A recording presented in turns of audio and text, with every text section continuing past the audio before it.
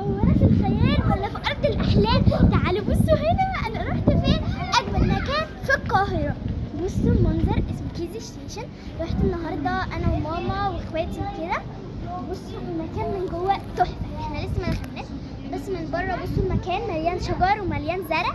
بصوا كده معايا، بصوا حتى الجدران زرع وشجر.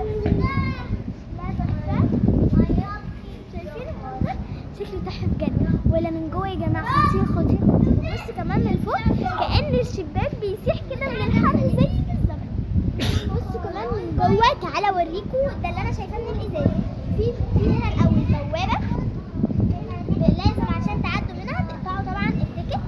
بصوا هنا كمان، بصوا شكل الدبدوب اللطيف ده بجد، يا ريت تكونوا شايفينه. انا برضه انت يا جوجو لابسه اخضر زي الزرع اللي بصوا انا مطقمه مع الزرع. الاوتفيت بتاعك بقى. بصوا انا لبست النهارده في الاوتفيت بتاعي، لبست التيشيرت الاخضر الابيض ده. وبصوا في حاجات اخضر شبه البنطلون، بحب البناطيل دي عشان بتكون مريحه حلوه. عملت شعري الفورمه دي، بصوا عملته كيرلي كده. ورينا التيشيرت من ورا. بصوا كمان التيشيرت من ورا شكله حلو ازاي. شكله لايق مع المكان على فكره. وكمان لبست شنطه الميكي ماوس بتاعتي عشان انا بحبها بصراحه. شكلها تحفه كده عشان مش هينفع بقى كله اخضر في اخضر، فلازم حاجه رياضيه مع بصوا المكان من جوه شكله تحفه ازاي. تعالوا كده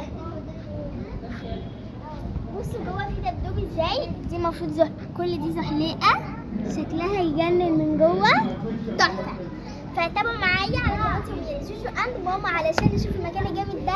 هوري لكم انا وماما بالترتيب.